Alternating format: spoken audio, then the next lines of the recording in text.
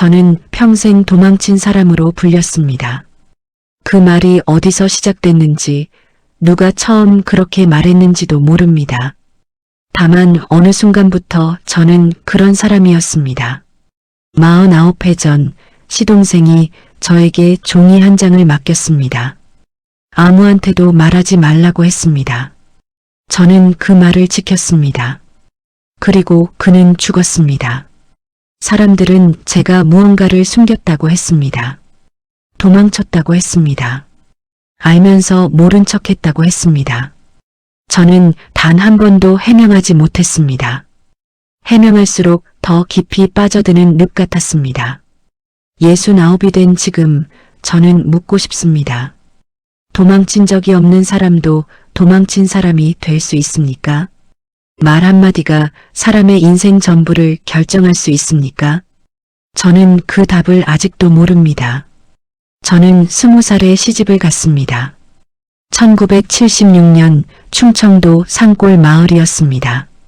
시댁은 논새 마지기와 밭 한 떼기를 가진 집이었고 시아버지는 말이 없는 분이었습니다. 시어머니는 부지런하고 깐깐한 분이었습니다. 저는 그 집에서 며느리가 되었습니다. 시집온 첫 해 저는 새벽 4시에 일어나 아궁이에 불을 지폈습니다. 밥을 짓고 물을 길어오고 마당을 쓸었습니다. 시어머니는 제가 하는 일을 말없이 지켜보셨습니다. 칭찬도 꾸중도 없었습니다. 그저 일이 끝나면 다음 일이 기다리고 있었습니다.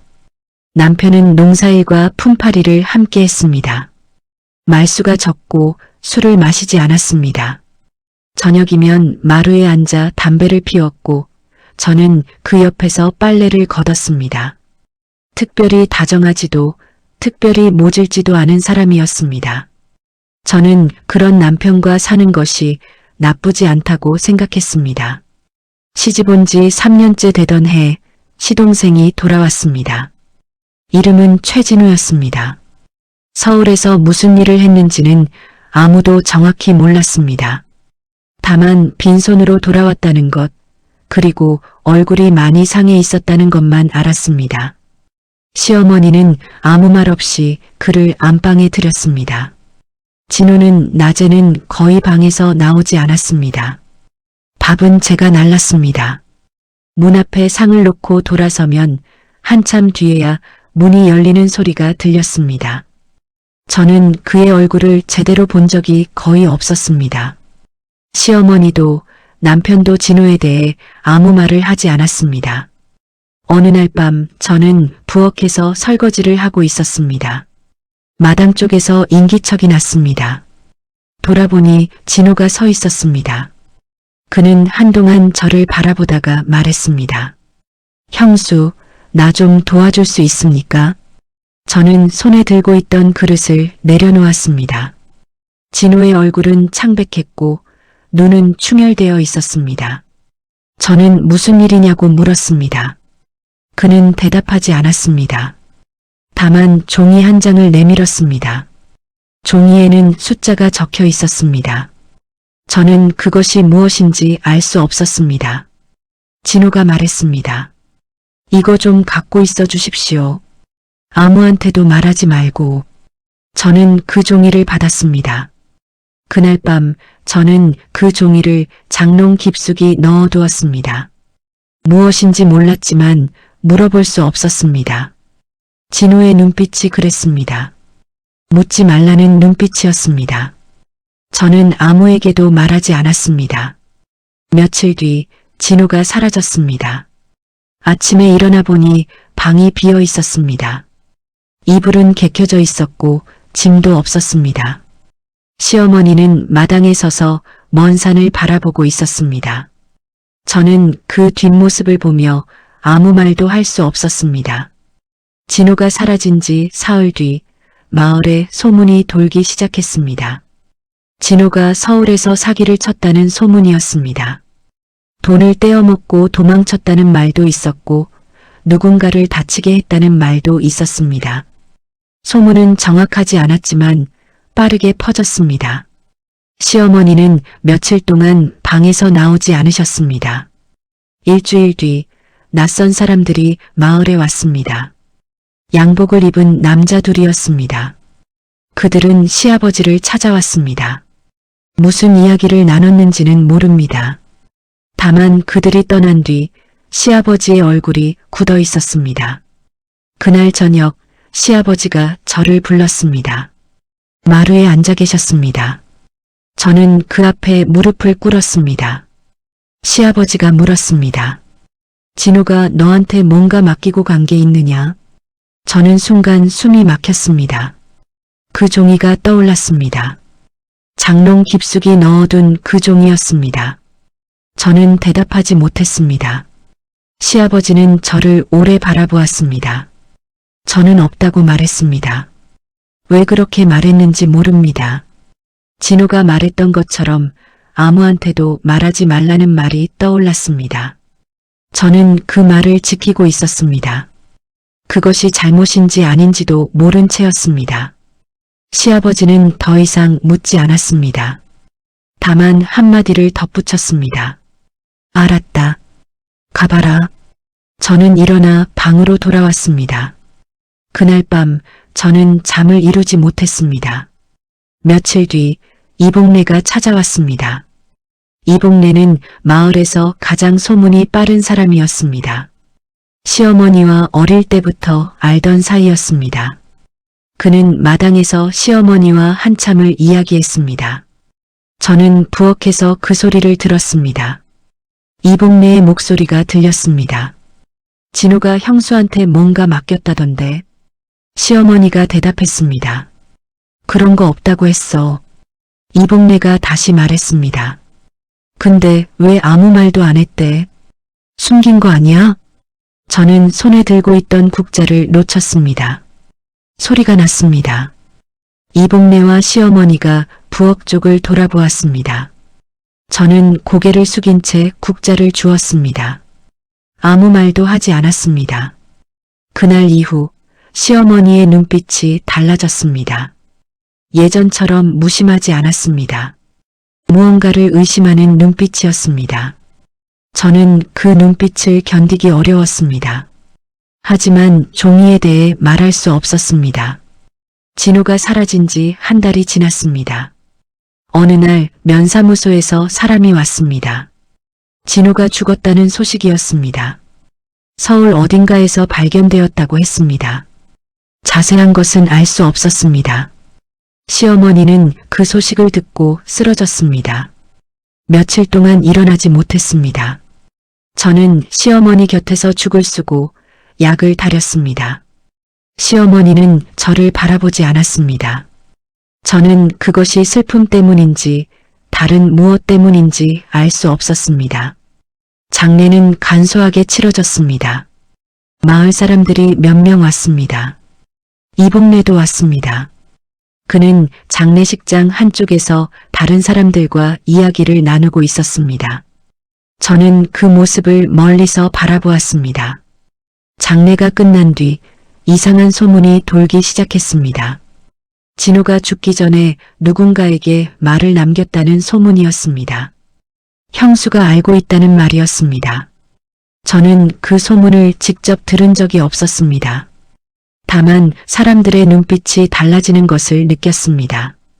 어느 날 남편이 저를 불렀습니다. 마당에 서 있었습니다. 저는 그 앞에 섰습니다. 남편이 물었습니다. 진호가 너한테 뭔가 맡겼느냐? 저는 다시 없다고 말했습니다. 남편은 저를 오래 바라보았습니다. 그의 눈빛은 시아버지와 같았습니다. 믿지 않는 눈빛이었습니다. 저는 그 눈빛 앞에서 아무 말도 할 수 없었습니다. 그날 밤 저는 장롱을 열었습니다. 종이는 그대로 있었습니다. 저는 그것을 꺼내 들었습니다. 숫자들이 적혀 있었습니다. 저는 여전히 그것이 무엇인지 알 수 없었습니다. 저는 그 종이를 불에 태울까 생각했습니다. 하지만 그럴 수 없었습니다. 진호가 맡긴 것이었습니다. 죽은 사람이 맡긴 것이었습니다. 저는 종이를 다시 장롱에 넣었습니다. 며칠 뒤 이복래가 다시 마을에 왔습니다. 이번에는 여러 사람과 함께였습니다. 그들은 마을 어귀에서 이야기를 나누고 있었습니다. 저는 밭에서 일을 하다가 그 모습을 보았습니다. 이복내가 저를 가리키는 것이 보였습니다. 그날 저녁 시어머니가 저를 불렀습니다. 방에 앉아 계셨습니다. 저는 그 앞에 무릎을 꿇었습니다. 시어머니가 말했습니다. 네가 진호 일에 대해 뭔가 알고 있다는 소문이 돌더라. 저는 모른다고 말했습니다. 시어머니는 저를 바라보았습니다. 그 눈빛에는 슬픔과 분노가 섞여 있었습니다. 저는 그 눈빛을 견딜 수 없었습니다. 하지만 종이에 대해 말할 수 없었습니다. 시어머니가 말했습니다. 모른다고 했으니 모르는 거겠지. 하지만 사람들은 그렇게 안 봐. 저는 고개를 숙였습니다. 시어머니가 덧붙였습니다. 앞으로 조심해라. 입 다물고 살아. 저는 그 말대로 했습니다. 입을 다물고 살았습니다. 아무에게도 종이에 대해 말하지 않았습니다. 진호에 대해서도 말하지 않았습니다. 저는 침묵하는 사람이 되었습니다. 하지만 소문은 멈추지 않았습니다. 진호가 형수에게 무언가를 맡겼다는 말은 계속 돌았습니다. 형수가 그것을 숨기고 있다는 말도 돌았습니다. 형수가 진호의 죽음과 관련이 있다는 말까지 나왔습니다. 저는 그 모든 말들 앞에서 침묵할 수밖에 없었습니다. 이복내가 그 소문의 중심에 있었습니다. 그는 진호가 죽기 전에 누군가에게 말을 남겼다고 했습니다. 그 말이 형수와 관련이 있다고 했습니다. 하지만 그것이 정확히 무슨 말이었는지는 아무도 몰랐습니다. 이복내 자신도 직접 들은 것이 아니었습니다. 이복내는 거짓말을 한 것이 아니었습니다. 그는 자신이 들은 대로 말했을 뿐이었습니다. 하지만 그 말은 전해지는 과정에서 달라졌습니다. 추측이 덧붙여지고 해석이 더해졌습니다. 결국 그 말은 전혀 다른 이야기가 되어 있었습니다. 저는 그 과정을 지켜볼 수밖에 없었습니다. 해명할 수 없었습니다. 종이에 대해 말하면 모든 것이 더 나빠질 것 같았습니다. 숨겼다는 것 자체가 죄가 될 것 같았습니다. 저는 침묵을 선택했습니다. 시간이 흘렀습니다. 저는 아이를 낳았습니다. 아들이었습니다. 하지만 기쁨은 오래가지 않았습니다. 소문은 여전히 저를 따라다녔습니다. 마을 사람들은 저를 피했습니다. 대놓고 피하지는 않았지만 눈빛이 달랐습니다. 인사를 해도 대답이 짧았습니다. 모임에 불러주는 일도 줄었습니다. 저는 점점 혼자가 되어갔습니다. 남편도 달라졌습니다. 예전처럼 마루에 앉아 담배를 피우지 않았습니다. 저녁이면 밖으로 나갔습니다.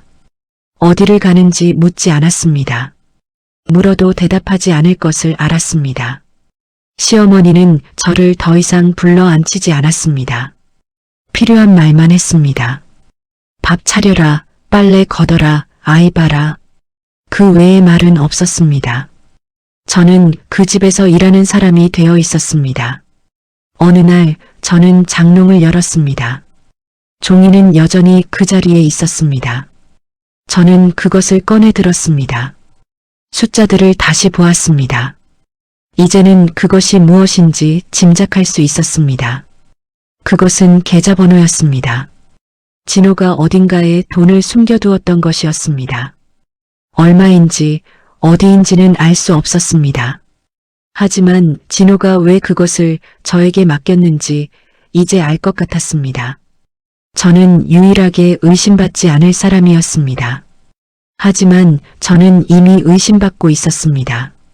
진호의 계산은 틀렸습니다. 이복내의 말 한마디가 모든 것을 바꿔놓았습니다. 저는 그 종이를 가지고 있다는 것만으로 유죄가 되어 있었습니다. 아무도 증거를 본 적이 없었지만 모두가 믿고 있었습니다. 저는 그 종이를 어떻게 해야 할지 몰랐습니다. 내놓으면 숨겼다는 것이 드러납니다. 버리면 증거가 사라집니다.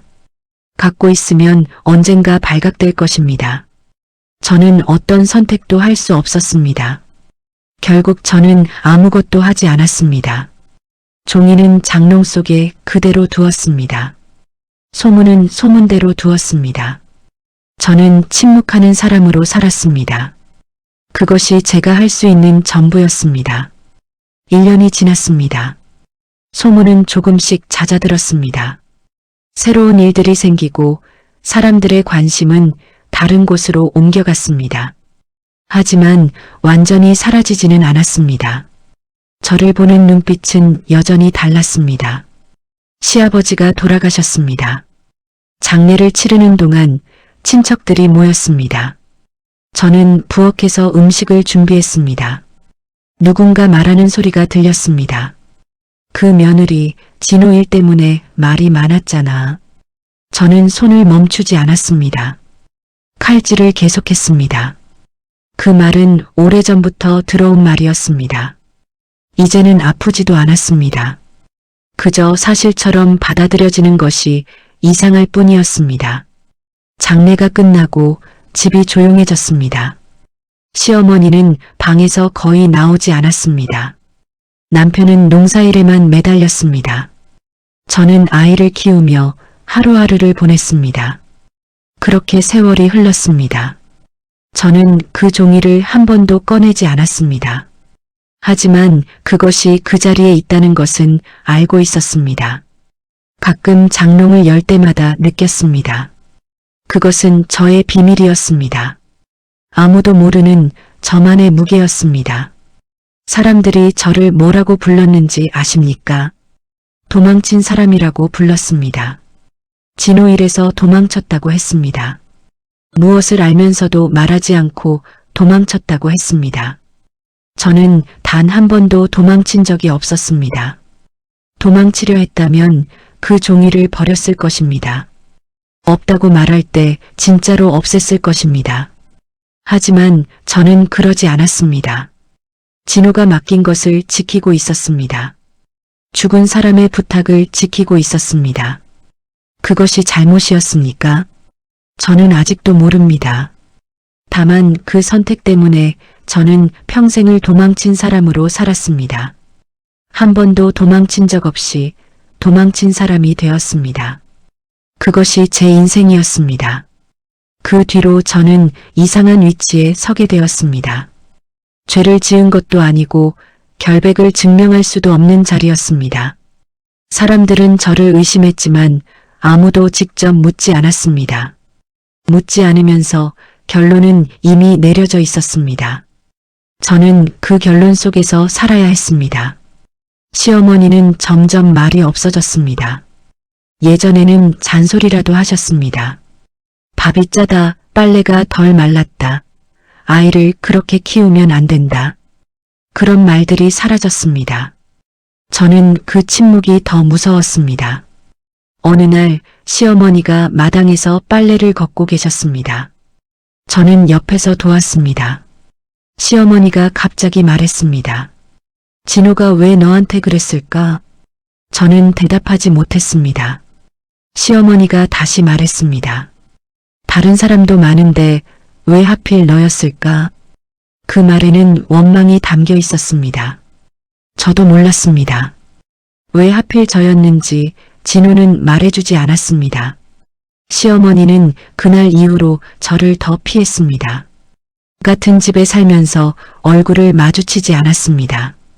밥상은 따로 차렸습니다. 저는 부엌에서 먹었고 시어머니는 안방에서 드셨습니다. 남편은 그 사이에서 아무 말도 하지 않았습니다. 남편이 달라진 것은 그때부터였습니다. 저녁이면 술을 마시기 시작했습니다. 예전에는 술을 입에도 대지 않던 사람이었습니다. 이제는 매일 밤 취해서 들어왔습니다. 저는 그를 부축해 방에 눕혔습니다. 어느 날 밤 남편이 취한 채로 말했습니다. 사람들이 나한테 뭐라고 하는지 알아? 저는 대답하지 않았습니다. 남편이 계속 말했습니다. 동생 일도 수습 못하는 놈이라고 해. 마누라가 뭘 숨기는데 모르는 놈이라고. 저는 숨기는 것 없다고 말했습니다. 남편은 저를 바라보았습니다. 그 눈빛은 예전과 달랐습니다. 믿음이 없었습니다.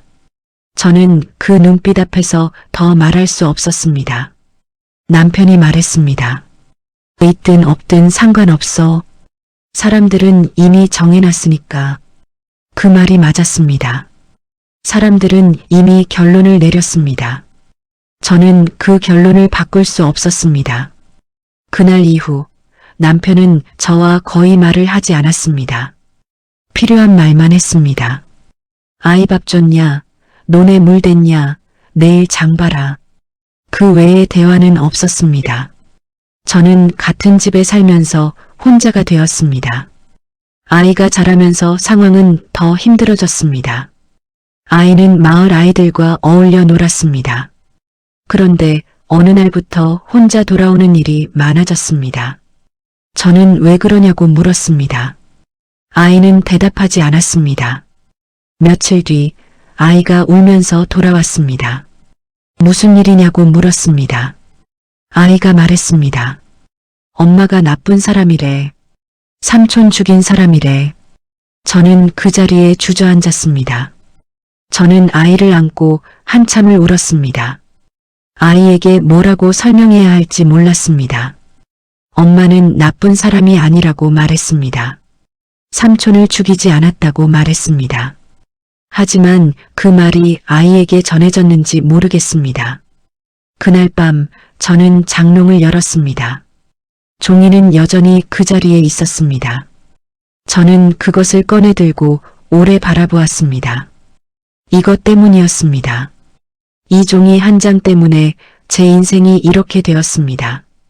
저는 그 종이를 태우려고 했습니다. 부엌에 가서 불을 붙이려고 했습니다. 하지만 손이 떨렸습니다. 진호의 얼굴이 떠올랐습니다. 아무한테도 말하지 말라던 그 눈빛이 떠올랐습니다. 저는 종이를 태우지 못했습니다. 다시 장롱에 넣었습니다. 그것이 저의 죄였는지도 모릅니다. 버리지 못한 것, 말하지 못한 것, 끝내지 못한 것. 저는 그 모든 것을 안고 살아야 했습니다. 이복래는 그 뒤로도 마을에 자주 왔습니다. 올 때마다 새로운 이야기를 퍼뜨렸습니다. 진호가 서울에서 큰 돈을 만졌다는 이야기였습니다. 그 돈이 어딘가에 숨겨져 있다는 이야기였습니다. 형수가 그 돈의 행방을 알고 있다는 이야기였습니다. 저는 그 돈에 대해 아무것도 몰랐습니다. 종이에 적힌 숫자가 계좌번호라는 것만 짐작했습니다. 얼마가 있는지, 어디 은행인지, 어떻게 찾는지 몰랐습니다. 하지만 사람들은 제가 모든 것을 알고 있다고 믿었습니다. 그 믿음을 바꿀 수 없었습니다. 어느 날 시아버지의 제사가 있었습니다. 친척들이 모였습니다. 저는 부엌에서 음식을 준비했습니다. 큰아버지 뻘 되는 분이 들어오셨습니다. 저를 보더니 한마디 했습니다. 아직도 여기 있네. 저는 고개를 숙였습니다. 그분이 덧붙였습니다. 염치가 있으면 떠났을 텐데. 저는 아무 말도 하지 못했습니다. 제사가 끝나고 저는 설거지를 했습니다. 손이 떨렸습니다. 눈물이 흘렀습니다. 왜 제가 떠나야 합니까? 저는 아무 잘못도 하지 않았습니다. 하지만 그 말을 할 수 없었습니다. 잘못하지 않았다고 말하는 순간 사람들은 물을 것입니다. 그러면 왜 아무 말도 안 했느냐고, 뭘 숨기고 있느냐고. 저는 그 질문에 대답할 수 없었습니다. 시어머니가 돌아가신 것은 진호가 죽은 지 5년 뒤였습니다. 오래 앓으셨습니다. 저는 마지막까지 곁에서 간호했습니다. 약을 다리고 죽을 쓰고 몸을 닦아드렸습니다. 시어머니는 끝까지 저를 바라보지 않았습니다. 돌아가시기 전날 시어머니가 저를 부르셨습니다. 저는 곁에 앉았습니다. 시어머니가 말씀하셨습니다. 진호가 뭘 맡겼는지 나는 몰라도 돼. 저는 숨을 멈췄습니다. 시어머니가 계속 말씀하셨습니다. 근데 그것 때문에 평생 이렇게 살았으니 너도 편하지는 않았겠지. 저는 대답하지 못했습니다. 시어머니가 눈을 감으셨습니다. 그것이 마지막 말씀이었습니다. 시어머니는 다음날 돌아가셨습니다. 저는 장례를 치르면서 생각했습니다. 시어머니는 알고 계셨던 것일까? 제가 정말로 무언가를 갖고 있다는 것을, 아니면 그냥 의심만 하셨던 것일까? 장례가 끝나고 집이 텅 비었습니다. 시아버지도 시어머니도 안 계셨습니다. 남편과 저, 그리고 아이만 남았습니다. 저는 그제야 조금 숨을 쉴 수 있을 것 같았습니다. 하지만 그것은 착각이었습니다. 소문은 사라지지 않았습니다. 시어머니가 돌아가시자 오히려 더 커졌습니다. 시어머니가 살아계실 때는 그래도 조심했던 사람들이 이제는 대놓고 말했습니다. 저는 그 말들을 들으며 살았습니다. 피할 곳이 없었습니다. 남편은 점점 더 술을 마셨습니다. 농사일도 제대로 하지 않았습니다. 빚이 늘었습니다. 저는 품팔이를 나가기 시작했습니다. 새벽에 나가서 밤에 돌아왔습니다. 아이는 중학교에 들어갔습니다. 공부를 잘했습니다. 선생님이 칭찬했습니다. 하지만 아이는 집에서 웃지 않았습니다. 저는 그것이 제 탓이라는 것을 알았습니다. 어느 날 아이가 물었습니다. 엄마, 그때 진짜 아무것도 몰랐어? 저는 대답하지 못했습니다. 아이가 다시 물었습니다. 삼촌이 뭘 맡겼어? 엄마한테. 저는 한참을 아이를 바라보았습니다. 이 아이에게는 말해야 할까? 진실을 말해야 할까? 하지만 진실을 말하면 무엇이 달라질까? 저는 대답하지 않았습니다. 아이가 말했습니다. 엄마가 말 안 해도 돼. 근데 나는 엄마 편이야. 저는 그 말에 울었습니다. 오랜만에 누군가가 제 편이라고 말해주었습니다. 그것이 제 아이였습니다. 그날 밤 저는 또 장롱을 열었습니다. 종이는 여전히 그 자리에 있었습니다. 저는 생각했습니다. 이 종이를 언제까지 갖고 있어야 할까? 언제쯤 이 무게에서 벗어날 수 있을까? 답은 없었습니다. 저는 종이를 다시 넣고 장롱을 닫았습니다. 그리고 다음날 새벽 다시 품팔이를 나갔습니다. 그것이 제 일상이었습니다. 끝이 보이지 않는 일상이었습니다. 남편이 쓰러진 것은 그로부터 3년 뒤였습니다. 술 때문이었습니다. 간이 망가졌다고 했습니다. 병원에서는 오래 못 산다고 했습니다. 저는 남편 곁에서 간호했습니다. 남편은 병상에서 저를 바라보았습니다. 오랜만에 술 냄새가 나지 않는 눈이었습니다. 남편이 말했습니다. 미안하다. 저는 대답하지 못했습니다. 남편이 계속 말했습니다. 나도 알았어. 네가 아무것도 안 한 거. 저는 그 말에 놀랐습니다. 남편이 덧붙였습니다. 근데 어떻게 해야 할지 몰랐어. 나도. 저는 남편의 손을 잡았습니다. 남편이 말했습니다. 사람들한테 말해봤자 안 믿을 거고 내가 나서봤자 더 커질 것 같았어. 그래서 가만히 있었다고 했습니다. 남편도 저처럼 침묵을 선택했던 것입니다. 저는 물었습니다. 그러면 왜 나한테 그렇게 했어? 왜 나한테도 말 안 했어? 남편은 대답하지 못했습니다. 한참 뒤에 말했습니다. 부끄러웠어. 마누라 하나 지켜주지 못한 게. 남편은 한 달 뒤에 죽었습니다. 저는 장례를 치르며 생각했습니다. 남편도 알고 있었습니다. 제가 아무것도 하지 않았다는 것을. 그러면서도 아무 말도 하지 않았습니다. 저는 원망해야 했을까? 남편을, 시어머니를, 시아버지를. 하지만 원망할 수 없었습니다. 그들도 어쩔 수 없었던 것입니다. 소문 앞에서는 누구도 자유롭지 못했습니다. 남편이 죽고 저는 혼자가 되었습니다. 아이는 이미 대학에 가 있었습니다. 장학금을 받아서 갔습니다. 저는 빈집에서 혼자 살았습니다. 그 집은 이제 저만의 집이 되었습니다. 저는 장롱을 열었습니다. 종이는 여전히 그 자리에 있었습니다. 20년이 넘도록 같은 자리에 있었습니다. 저는 그것을 꺼내 들었습니다. 숫자들이 희미해져 있었습니다. 저는 생각했습니다. 이 종이가 진짜 계좌번호였을까? 진짜 돈이 있었을까? 아니면 아무것도 아닌 것이었을까? 저는 확인해 본 적이 없었습니다. 확인하면 뭐가 달라졌을까? 돈이 있었으면 제 삶이 나아졌을까? 아니면 더 나빠졌을까? 저는 그것도 몰랐습니다. 다만 그 종이는 제 인생을 바꿔놓았습니다. 저는 그 종이를 들고 마당에 나갔습니다. 불을 붙였습니다. 종이가 타들어갔습니다. 20년 넘게 갖고 있던 것이 제가 되었습니다. 저는 그것을 바라보며 울지 않았습니다. 울 수 없었습니다. 너무 오래 참아왔습니다. 눈물이 마른 것 같았습니다. 저는 제가 된 종이를 바라보며 생각했습니다. 이제 끝난 걸까? 끝나지 않았습니다. 종이는 사라졌지만 소문은 남아 있었습니다. 저를 보는 사람들의 눈빛은 달라지지 않았습니다.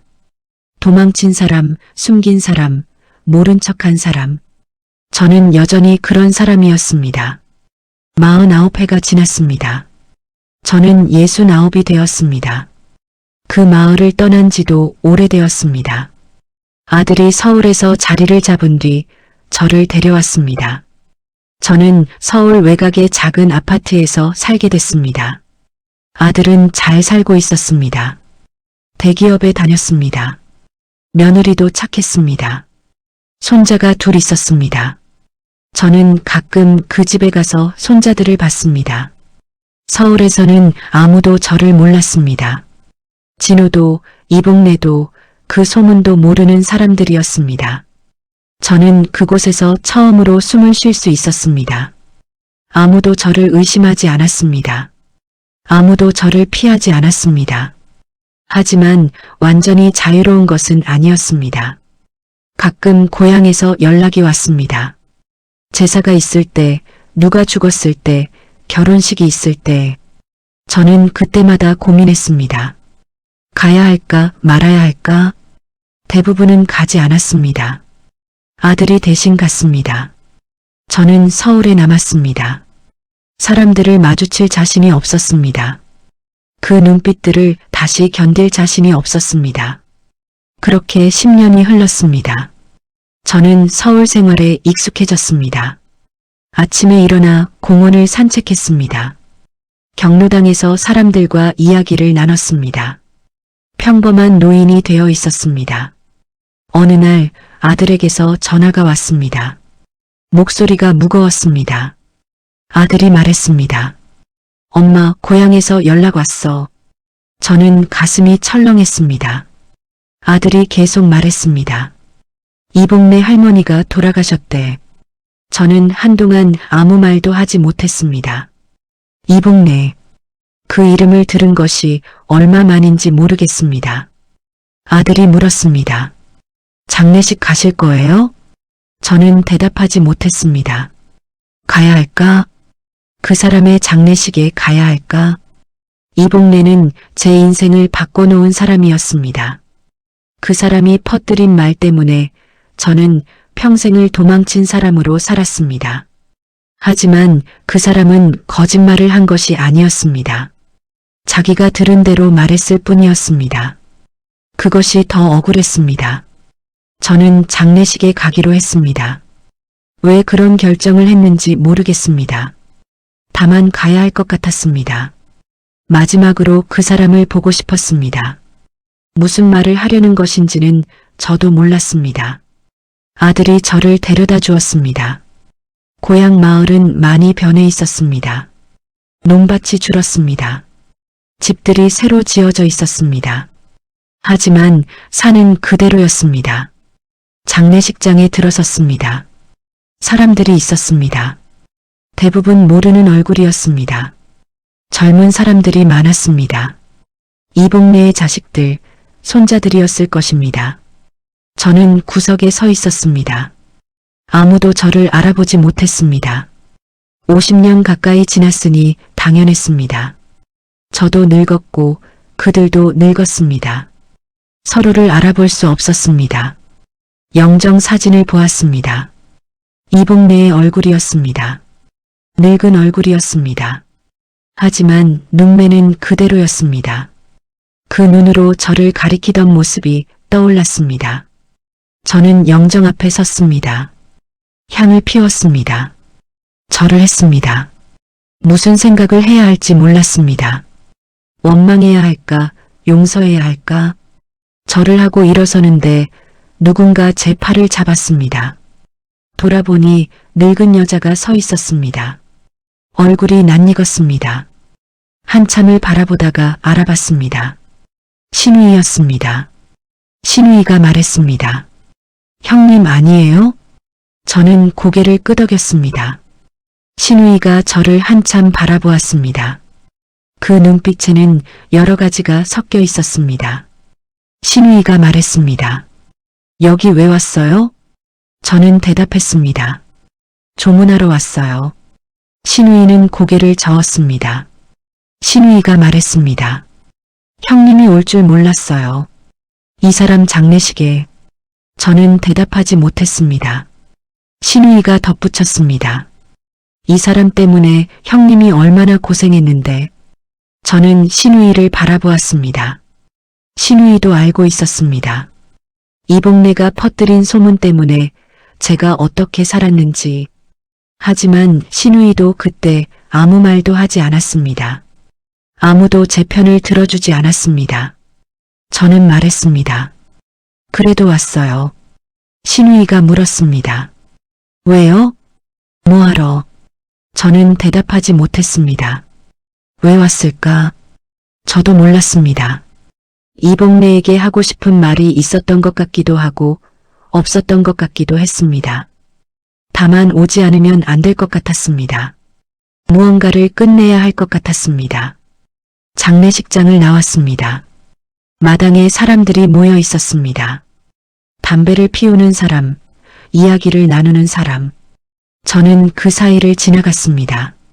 누군가 저를 불렀습니다. 돌아보니 낯선 남자가 서 있었습니다. 60대쯤 되어 보였습니다. 남자가 물었습니다. 혹시 문경자 씨 아닙니까? 저는 놀랐습니다. 제 이름을 아는 사람이 있었습니다. 저는 고개를 끄덕였습니다. 남자가 말했습니다. 저 이복내 아들입니다. 막내 아들이요. 저는 숨을 멈췄습니다. 남자가 말했습니다. 어머니가 돌아가시기 전에 말씀하신 게 있어서요. 저는 아무 말도 하지 못했습니다. 남자가 계속 말했습니다. 문경자 씨한테 전해달라고 하셨습니다. 저는 물었습니다. 무슨 말씀이요? 남자가 대답했습니다. 미안하다고요. 그때 자기가 말을 잘못 전했다고. 저는 그 자리에 서서 움직일 수 없었습니다. 남자가 계속 말했습니다. 어머니가 그러셨어요. 진호 씨가 죽기 전에 누군가한테 말을 남겼는데 그게 형수한테 고맙다는 말이었대요. 저는 귀를 의심했습니다. 고맙다는 말이었습니다. 진호가 남긴 말은 고맙다는 말이었습니다. 남자가 덧붙였습니다. 근데 어머니가 그걸 다르게 전했대요. 형수가 뭔가 알고 있다는 식으로. 저는 아무 말도 할 수 없었습니다. 그것이 진실이었습니다. 50년 가까이 저를 짓눌렀던 것의 진실이었습니다. 남자가 말했습니다. 어머니가 평생 그걸 마음에 담고 사셨대요. 근데 말할 수가 없었대요. 왜 말하지 못했느냐고 물었습니다. 남자가 대답했습니다. 이미 너무 오래됐고 말해봤자 믿어줄 사람도 없을 것 같았대요. 저는 웃음이 났습니다. 웃음인지 울음인지 모르겠습니다. 이복내도 침묵을 선택했던 것입니다. 저처럼 남편처럼 시어머니처럼 모두가 침묵했습니다. 남자가 물었습니다. 괜찮으세요? 저는 괜찮다고 말했습니다. 괜찮지 않았지만 괜찮다고 말했습니다. 그것밖에 할 수 있는 말이 없었습니다. 저는 장례식장을 떠났습니다. 아들이 차에서 기다리고 있었습니다. 저는 차에 타서 한참을 아무 말도 하지 않았습니다. 아들이 물었습니다. 엄마, 무슨 일 있었어요? 저는 대답했습니다. 아무것도 아니다. 아들은 더 묻지 않았습니다. 차가 출발했습니다. 고향 마을이 점점 멀어졌습니다. 차 안에서 저는 생각했습니다. 진호가 남긴 말은 고맙다는 말이었습니다. 저에게 종이를 맡겨서 고맙다는 말이었습니다. 그 말이 이복내를 거치면서 완전히 다른 의미가 되었습니다. 형수가 뭔가 알고 있다는 말로 바뀌었습니다. 단어 몇 개가 달라졌을 뿐이었습니다. 하지만 그것이 제 인생 전체를 바꿨습니다. 50년 가까이 저는 도망친 사람으로 살았습니다. 숨기는 사람, 거짓말하는 사람으로 살았습니다. 그 모든 것이 잘못 전해진 말 한마디 때문이었습니다. 저는 창밖을 바라보았습니다. 산이 지나가고 들판이 지나갔습니다. 눈물이 흘렀습니다. 오랜만에 흘리는 눈물이었습니다. 아들은 아무 말도 하지 않았습니다. 서울에 돌아와서도 저는 한동안 아무것도 할 수 없었습니다. 방에 누워서 천장만 바라보았습니다. 진호의 얼굴이 떠올랐습니다. 그날 밤 부엌에서 저를 찾아왔던 진호. 창백한 얼굴로 종이를 내밀던 진호. 진호는 저에게 고마웠던 것입니다. 아무것도 묻지 않고 종이를 받아준 것이 고마웠던 것입니다. 그 마음을 전하고 싶었던 것입니다. 하지만 그 마음은 전해지지 않았습니다. 완전히 다른 말이 되어 퍼졌습니다. 저는 생각했습니다. 만약 그때 제가 진실을 말했다면 어땠을까? 종이를 내놓고 진호가 맡겼다고 말했다면 달라졌을까? 아니면 더 나빠졌을까? 알 수 없었습니다. 다만 확실한 것은 있었습니다. 저는 잘못한 것이 없었습니다. 진호의 부탁을 지켰을 뿐이었습니다. 죽은 사람의 마지막 부탁을 지켰을 뿐이었습니다. 그런데 왜 저는 평생을 죄인처럼 살았을까? 왜 아무에게도 말하지 못했을까? 왜 변명 한 번 하지 못했을까? 저는 그 답을 알 것 같았습니다. 말해도 믿어주지 않았을 것이기 때문입니다. 사람들은 이미 결론을 내렸습니다. 저는 숨기는 사람이었고 도망친 사람이었습니다. 그 결론 앞에서 진실은 힘이 없었습니다. 진실을 말해도 변명으로 들렸을 것입니다. 그래서 저는 침묵했습니다. 침묵이 저를 지켜줬을까? 아니었습니다. 침묵은 저를 더 깊이 가뒀습니다. 하지만 말해도 달라지지 않았을 것입니다. 어느 쪽을 선택해도 저는 졌습니다. 며칠 뒤 아들이 찾아왔습니다. 저를 걱정하는 얼굴이었습니다. 아들이 말했습니다. 엄마, 무슨 일 있었어요? 장례식 다녀온 뒤로 이상해요. 저는 아들을 바라보았습니다. 저는 결심했습니다. 이제는 말해야겠다고. 50년 가까이 숨겨왔던 것을 말해야겠다고. 아들에게만이라도 진실을 말해야겠다고. 그래야 이 무게에서 벗어날 수 있을 것 같았습니다. 저는 아들에게 모든 것을 말했습니다. 진호가 종이를 맡긴 것, 그 종이를 숨긴 것, 이복내가 소문을 퍼뜨린 것, 그리고 그 소문이 잘못 전해진 말이었다는 것. 아들은 한참을 듣고 있었습니다. 저는 말하면서 울었습니다. 50년 동안 하지 못했던 말을 하니 눈물이 멈추지 않았습니다. 아들은 아무 말도 하지 않고 제 손을 잡았습니다. 그것으로 충분했습니다. 아들이 말했습니다. 엄마, 그거 알아요? 나는 항상 엄마 편이었어요. 저는 그 말에 또 울었습니다. 어릴 때 아들이 했던 말과 같은 말이었습니다. 엄마가 말 안 해도 돼. 나는 엄마 편이야. 아들이 말했습니다. 이제 됐어요. 이제 그만 내려놓아요. 저는 고개를 끄덕였습니다. 내려놓을 수 있을까? 50년 동안 지고 있던 것을 내려놓을 수 있을까? 그날 이후로 저는 이상한 기분이었습니다. 50년 가까이 짊어졌던 것이 갑자기 사라진 기분이었습니다. 하지만 동시에 허무했습니다. 이렇게 간단한 것이었습니다. 말 한마디가 잘못 전해진 것, 그것뿐이었습니다. 저는 매일 아침 공원을 산책했습니다. 예전과 같은 길을 걸었습니다. 하지만 발걸음이 달랐습니다. 조금 더 가벼운 것 같기도 하고 조금 더 무거운 것 같기도 했습니다. 무엇이 달라진 건지 저도 몰랐습니다. 어느 날 경로당에서 할머니 한 분이 저에게 말을 걸었습니다. 처음 보는 분이었습니다. 새로 이사 오신 분이라고 했습니다. 이름은 김순덕이라고 했습니다. 저보다 2살 많은 71살이었습니다.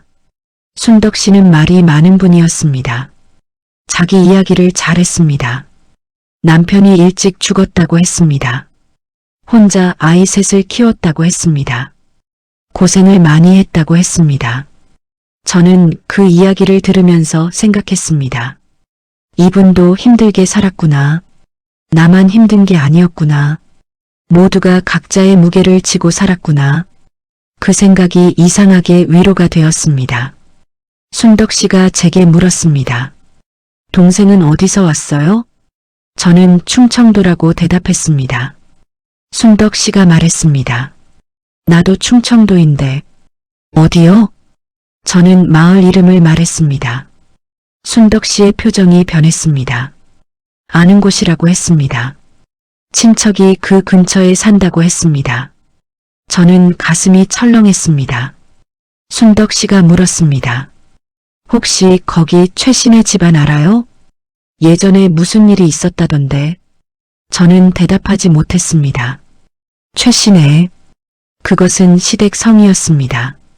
순덕 씨가 계속 말했습니다. 거기 며느리가 무슨 일을 저질렀다고 하던데. 자세히는 몰라요. 저는 그 자리에서 일어났습니다. 순덕 씨가 놀란 얼굴로 저를 바라보았습니다. 저는 아무 말도 하지 못하고 경로당을 나왔습니다. 집으로 돌아오는 길이 멀게 느껴졌습니다. 다리가 떨렸습니다. 50년이 지났는데도 소문은 살아있었습니다. 서울까지 따라왔습니다. 저는 그 소문에서 벗어날 수 없는 것일까? 집에 돌아와서 저는 한참을 앉아 있었습니다. 무슨 생각을 해야 할지 몰랐습니다. 이복래의 아들이 전해준 말이 떠올랐습니다. 진호는 고맙다고 했습니다. 하지만 그 말은 아무도 모릅니다. 저만 알고 있습니다. 아들만 알고 있습니다. 나머지 사람들은 여전히 예전 소문을 믿고 있습니다. 저는 도망친 사람이고 숨긴 사람이고 거짓말한 사람입니다. 그것은 변하지 않았습니다. 며칠 뒤 아들에게서 전화가 왔습니다. 목소리가 조심스러웠습니다. 아들이 말했습니다. 엄마, 고모한테서 연락 왔어. 저는 심장이 멈추는 것 같았습니다. 아들이 계속 말했습니다.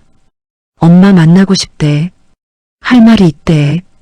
저는 대답하지 못했습니다. 신우이가 저를 만나고 싶다고 했습니다.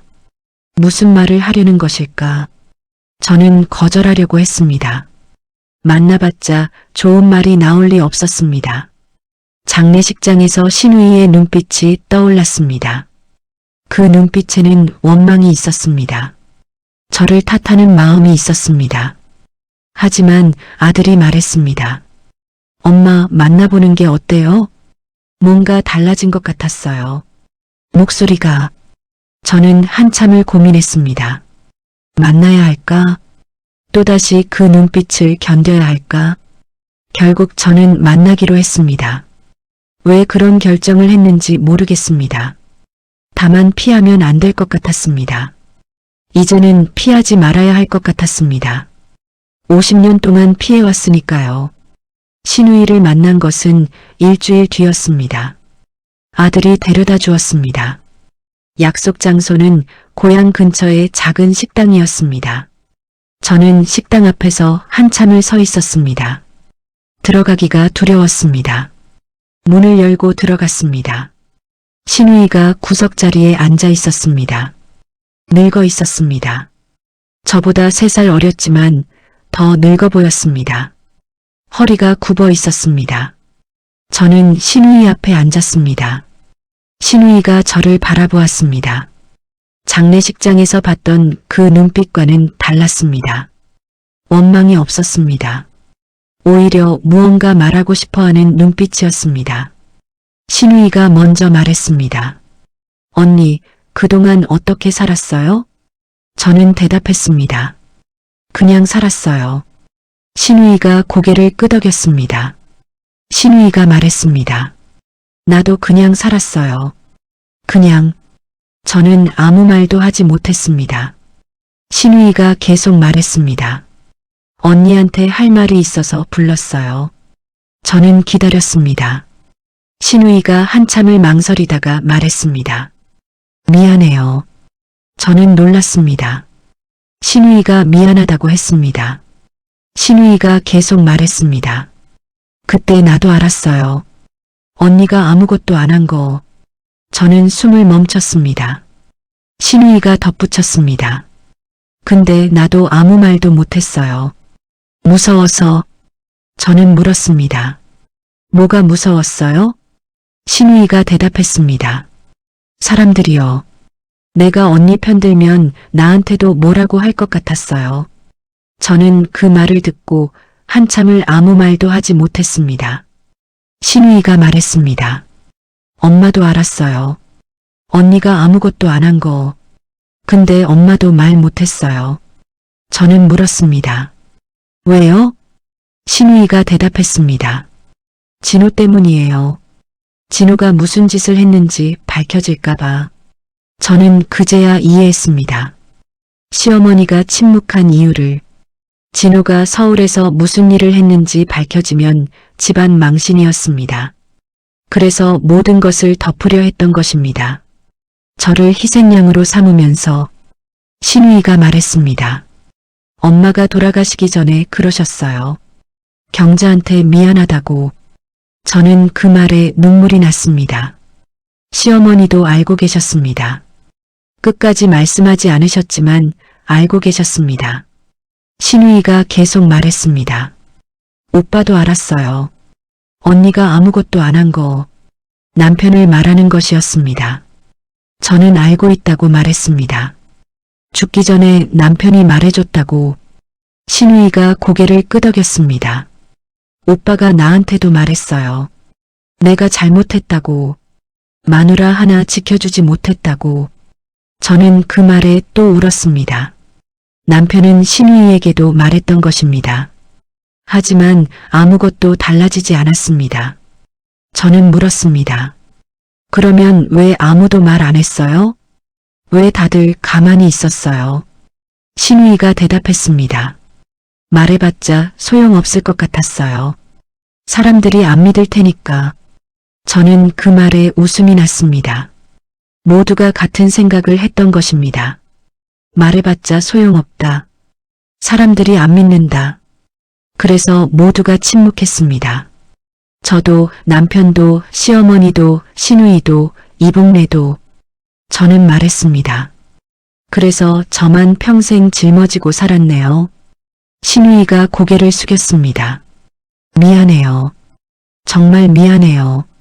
저는 그 모습을 바라보았습니다. 저는 신우이를 원망해야 했을까? 시어머니를, 남편을, 이복래를 원망해야 했을까? 그들은 모두 알면서도 침묵했습니다. 저 혼자 모든 것을 짊어지게 했습니다. 그것은 분명히 잘못이었습니다. 하지만 저는 원망할 수 없었습니다. 그들도 어쩔 수 없었다는 것을 알았습니다. 소문 앞에서는 누구도 자유롭지 못했습니다. 진실을 말해도 아무도 믿지 않았을 것입니다. 그래서 모두가 침묵을 선택했습니다. 저는 신우이에게 말했습니다. 됐어요. 이제 다 지난 일이에요. 신우이가 고개를 들었습니다. 눈물이 흐르고 있었습니다. 언니, 정말 괜찮아요? 저는 대답했습니다. 괜찮지 않아요. 괜찮을 리가 없죠. 신우이가 울음을 터뜨렸습니다. 저는 계속 말했습니다. 근데 이제 어떡해요? 다 지나간 일인데 50년이 지났습니다. 그 세월을 되돌릴 수 없습니다. 잃어버린 것들을 되찾을 수 없습니다.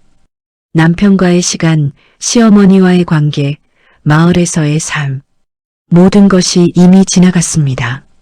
저는 신우이에게 물었습니다. 그런데 왜 이제 와서 말해요? 왜 이제야? 신우이가 대답했습니다. 이복래가 죽었잖아요. 그 사람이 죽으니까 이제 말할 수 있을 것 같았어요. 저는 그 말을 이해할 수 없었습니다. 신우이가 설명했습니다. 이복래가 살아있을 때는 말하면 안 될 것 같았어요. 그 사람이 또 뭐라고 할 것 같았어요. 저는 웃음이 났습니다. 이복래가 죽어야 진실을 말할 수 있었던 것입니다. 살아있는 사람보다 죽은 사람이 더 무서웠던 것입니다. 신우이가 말했습니다. 언니, 한 가지 더 말할 게 있어요. 저는 기다렸습니다. 신우이가 말했습니다. 그 종이 있잖아요. 진호가 맡긴 거. 저는 긴장했습니다. 신우이가 계속 말했습니다. 그거 계좌번호 맞아요. 진호가 서울에서 번 돈이 있었대요. 저는 물었습니다. 어떻게 알아요? 신우이가 대답했습니다. 진호가 죽기 전에 엄마한테 말했대요. 형수한테 맡겼다고. 저는 놀랐습니다. 진호가 시어머니에게 말했던 것입니다. 시어머니는 처음부터 알고 계셨던 것입니다. 신우이가 말했습니다. 엄마가 언니한테 물었을 때 언니가 없다고 했잖아요. 저는 고개를 끄덕였습니다. 신우이가 계속 말했습니다. 엄마는 그때 알았대요. 언니가 진호 부탁을 지키고 있다는 거. 저는 숨을 멈췄습니다. 시어머니는 알고 계셨습니다. 제가 종이를 갖고 있다는 것을, 그리고 그것을 지키고 있다는 것을. 그런데도 아무 말씀하지 않으셨습니다. 신우이가 말했습니다. 엄마가 그러셨어요. 경자가 끝까지 지켜줬다고. 그게 고맙다고. 저는 그 말에 눈물이 터졌습니다. 시어머니는 알고 계셨습니다. 저를 의심하면서도 동시에 고마워하고 계셨습니다. 저는 물었습니다. 그러면 왜 저한테 그렇게 하셨어요? 왜 저를 그렇게 대하셨어요? 신우이가 대답했습니다. 집안 때문이에요. 진호 일이 밝혀지면 안 됐으니까. 저는 그제야 모든 것을 이해했습니다. 시어머니는 저를 보호한 것이 아니었습니다. 집안을 보호한 것이었습니다. 진호의 비밀을 지키기 위해 저를 희생시킨 것이었습니다. 저는 처음부터 도구였습니다. 가족을 위한 희생양이었습니다. 저는 신우이에게 물었습니다. 그 돈은 어떻게 됐어요? 신우이가 대답했습니다. 몰라요. 엄마도 모르셨대요. 언니만 알았을 텐데. 저는 말했습니다. 저도 몰라요. 그 종이 태워버렸어요. 20년 전에. 신우이가 놀란 얼굴로 저를 바라보았습니다. 태웠어요? 저는 고개를 끄덕였습니다. 남편 죽고 나서요. 더 이상 갖고 있을 수가 없었어요. 신우이는 아무 말도 하지 못했습니다. 저는 말했습니다. 그 돈이 얼마였는지, 어디 있었는지 몰라요. 확인도 안 해봤어요. 신우이가 물었습니다. 왜요? 왜 확인 안 했어요? 저는 대답했습니다. 그게 제 돈이 아니니까요. 신우이가 한참을 저를 바라보았습니다. 언니는 정말 아무것도 안 한 거네요. 저는 고개를 끄덕였습니다. 그랬어요.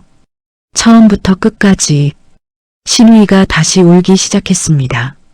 저는 신우이를 바라보며 생각했습니다. 이제 진실이 밝혀졌습니다. 신우이도 시어머니도 남편도 알고 있었습니다. 저는 아무것도 하지 않았습니다. 하지만 그것이 무슨 소용이 있을까? 50년이 지났습니다. 진실이 밝혀져도 잃어버린 시간은 돌아오지 않습니다. 사람들의 기억 속에서 저는 여전히 도망친 사람입니다. 그것을 바꿀 수 없습니다. 진실은 너무 늦게 왔습니다. 저는 신우이에게 말했습니다. 이제 됐어요. 이제 그만해요. 신우이가 고개를 들었습니다. 저는 말했습니다. 다 지난 일이에요. 이제 와서 뭘 어떻게 해요? 신우이가 물었습니다. 언니, 나 용서해 줄 수 있어요? 저는 한참을 생각했습니다. 용서, 그것이 가능한 것일까? 저는 대답했습니다. 용서는 모르겠어요. 근데 원망은 안 해요. 신우이가 저를 바라보았습니다. 저는 계속 말했습니다. 원망해봤자 제 마음만 힘들어지니까요. 신우이가 제 손을 잡았습니다. 언니 고마워요. 정말 고마워요. 저는 그 손을 잡았습니다. 따뜻했습니다. 50년 만에 느끼는 가족의 온기였습니다. 신우이와 헤어지고 집으로 돌아왔습니다. 아들이 저를 데려다 주었습니다. 차 안에서 아들이 물었습니다. 엄마, 무슨 이야기 했어요? 저는 대답했습니다. 오래된 이야기. 이제야 끝난 이야기. 집에 돌아와서 저는 오랜만에 편하게 잠을 잤습니다. 꿈을 꾸지 않았습니다. 예전에는 자주 꿈을 꿨습니다. 진호가 나오는 꿈, 시어머니가 나오는 꿈, 마을 사람들이 저를 가리키는 꿈. 그런 꿈들이 사라졌습니다. 다음 날 아침 저는 공원을 산책했습니다. 햇살이 따뜻했습니다. 바람이 불었습니다. 저는 벤치에 앉아서 하늘을 바라보았습니다. 50년이 지났습니다. 저는 생각했습니다. 이제 어떻게 살아야 할까? 진실이 밝혀졌습니다. 저는 아무것도 하지 않았습니다. 하지만 그것을 아는 사람은 몇 명 되지 않습니다.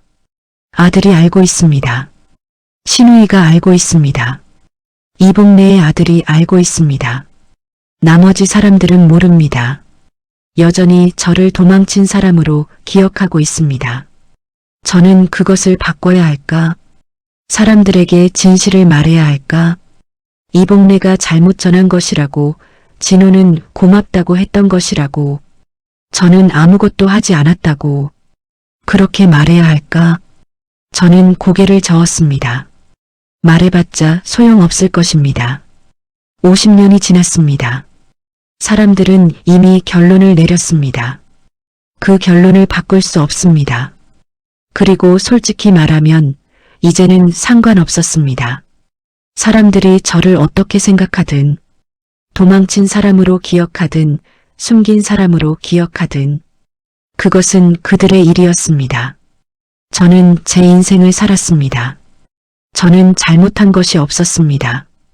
진호의 부탁을 지켰을 뿐이었습니다. 죽은 사람의 마지막 부탁을 지켰을 뿐이었습니다. 그것 때문에 평생을 고생했지만 후회하지 않았습니다. 저는 제가 할 수 있는 일을 했습니다.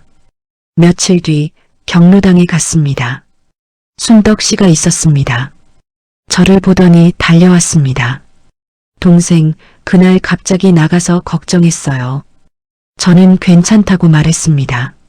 순덕 씨가 물었습니다. 그날 제가 무슨 실수했어요? 기분 나쁘게 했으면 미안해요. 저는 고개를 저었습니다.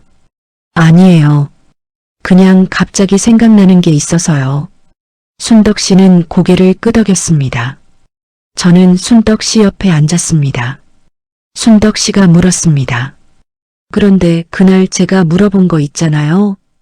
최씨네 집안. 저는 긴장했습니다.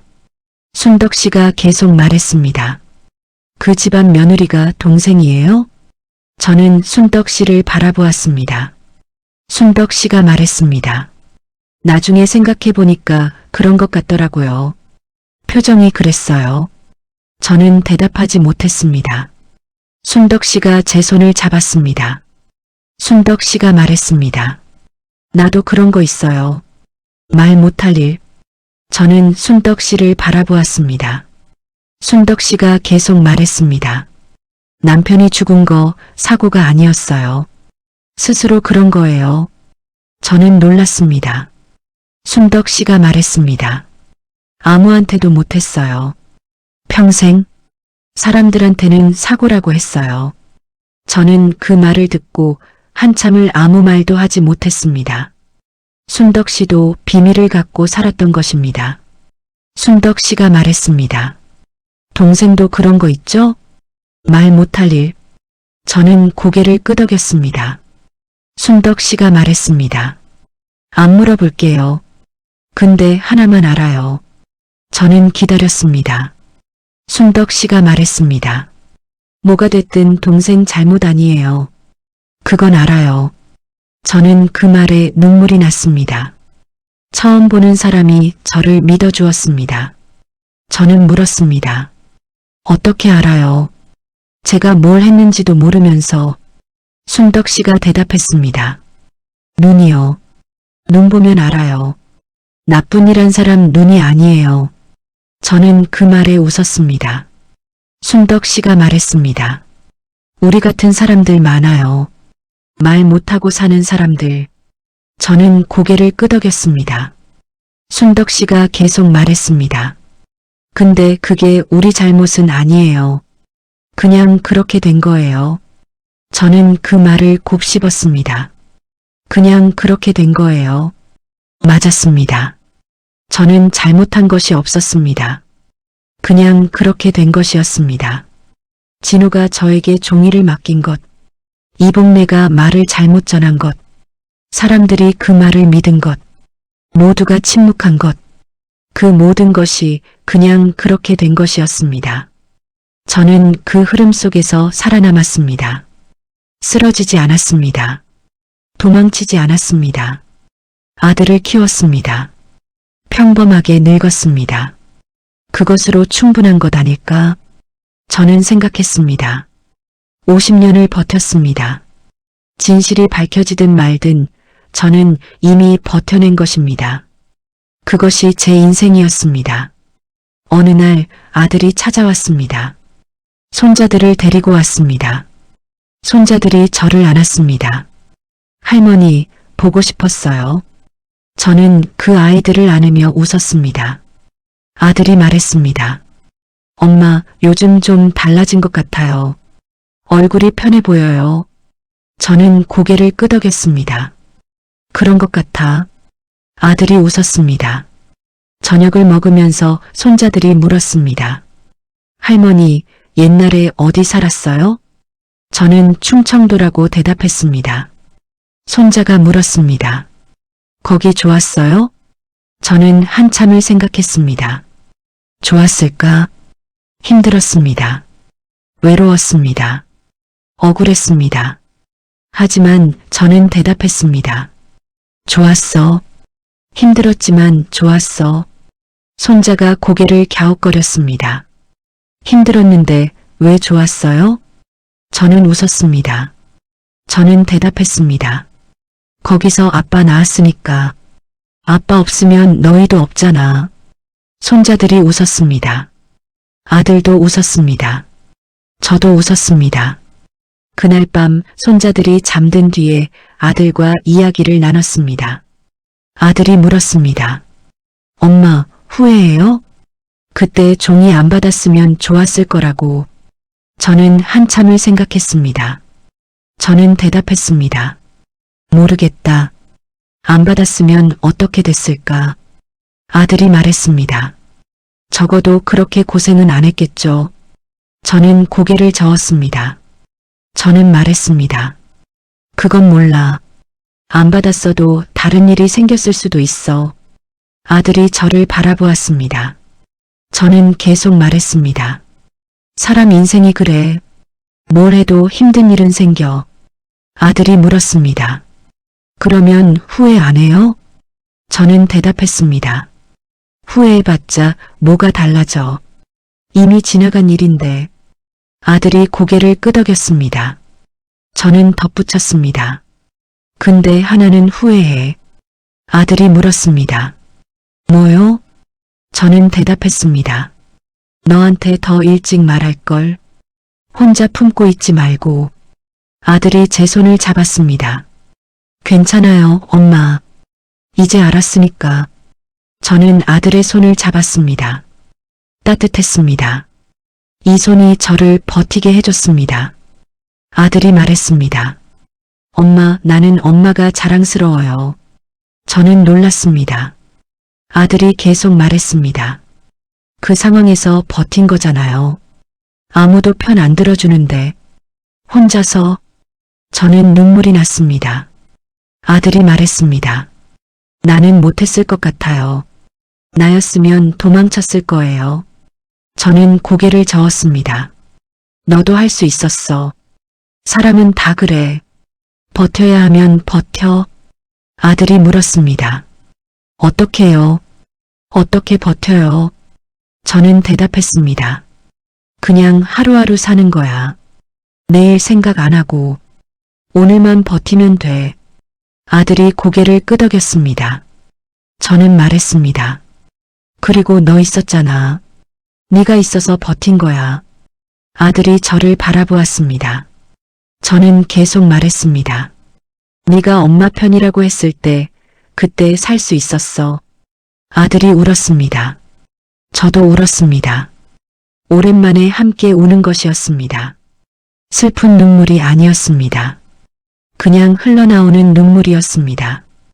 그날 이후로 저는 조금씩 달라졌습니다. 경로당에 더 자주 갔습니다. 사람들과 더 많이 이야기했습니다. 순덕 씨와 친해졌습니다. 다른 할머니들과도 친해졌습니다. 어느 날 경로당에서 할머니 한 분이 자기 이야기를 했습니다. 젊었을 때 시어머니한테 구박받았던 이야기였습니다. 평생 한 맺혀 살았다고 했습니다. 저는 그 이야기를 들으며 고개를 끄덕였습니다. 우리 모두 그렇게 살았습니다. 저도 이야기를 했습니다. 전부는 아니었습니다. 하지만 조금은 했습니다. 시집살이가 힘들었다고, 사람들한테 오해받고 살았다고, 할머니들이 고개를 끄덕였습니다. 다 그래. 우리 때는 다 그랬어. 저는 그 말에 위로를 받았습니다. 나만 그런 게 아니었습니다. 모두가 각자의 무게를 지고 살았습니다. 어느 날 밤 저는 창밖을 바라보며 생각했습니다. 50년 전 그날 밤이 떠올랐습니다. 진호가 부엌으로 찾아왔던 밤, 창백한 얼굴로 종이를 내밀었던 밤, 아무한테도 말하지 말라고 했던 밤, 저는 그 부탁을 지켰습니다. 50년 동안 지켰습니다. 종이는 태워버렸지만 비밀은 지켰습니다. 진호가 죽을 때까지 그 뒤로도 저는 약속을 지킨 것입니다. 진호는 저에게 고맙다고 했습니다. 그 말이 왜곡되어 퍼졌지만 원래는 고맙다는 말이었습니다. 저는 그것으로 충분했습니다. 진호의 마지막 마음을 알았습니다. 그것으로 충분했습니다. 저는 이제 69입니다. 앞으로 얼마나 더 살지 모릅니다. 하지만 두렵지 않습니다. 저는 제 인생을 살았습니다. 후회 없이 살았습니다. 사람들이 저를 뭐라고 부르든 상관없습니다. 도망친 사람이라고 불러도 됩니다. 숨긴 사람이라고 불러도 됩니다. 저는 압니다. 저는 아무것도 하지 않았습니다. 저는 그냥 살았습니다. 주어진 상황에서 버텼습니다. 아들을 키웠습니다. 손자들을 봤습니다. 그것이 제 인생이었습니다. 가끔 생각합니다. 만약 그날 종이를 안 받았다면, 만약 진실을 말했다면, 만약 도망쳤다면 어떻게 됐을까? 알 수 없습니다. 다른 인생이 더 나았을지, 더 못했을지. 다만 확실한 것은 있습니다. 저는 이 인생을 살았습니다. 이 인생밖에 없었습니다. 그래서 후회하지 않습니다. 후회해봤자 달라지는 것 없습니다. 저는 제가 할 수 있는 일을 했습니다. 그것으로 충분합니다. 그것이 제 대답입니다. 오늘도 저는 공원을 산책합니다. 햇살이 따뜻합니다. 바람이 붑니다. 저는 벤치에 앉아서 하늘을 바라봅니다. 구름이 흘러갑니다. 50년 전 그 마을에서도 이런 하늘이었을까? 기억이 나지 않습니다. 그때는 하늘을 볼 여유가 없었습니다. 매일 땅만 보고 살았습니다. 이제는 하늘을 봅니다. 저는 생각합니다. 나는 도망친 사람이 아니었습니다. 나는 숨긴 사람이 아니었습니다. 나는 그냥 살아남은 사람이었습니다. 그것이 전부였습니다. 말 한마디가 제 인생을 바꿨습니다. 잘못 전해진 말 한마디가. 하지만 그 말이 저를 죽이지는 못했습니다. 저는 살아남았습니다. 여기까지 왔습니다. 그것이 제 이야기입니다. 특별하지 않은 이야기입니다. 억울하고 답답하고 슬픈 이야기입니다. 하지만 제 이야기입니다. 저만의 이야기입니다. 그날 밤 진호가 종이를 내밀었을 때 받는 게 맞았던 건지 거절하는 게 맞았던 건지 저는 아직도 그 답을 모릅니다.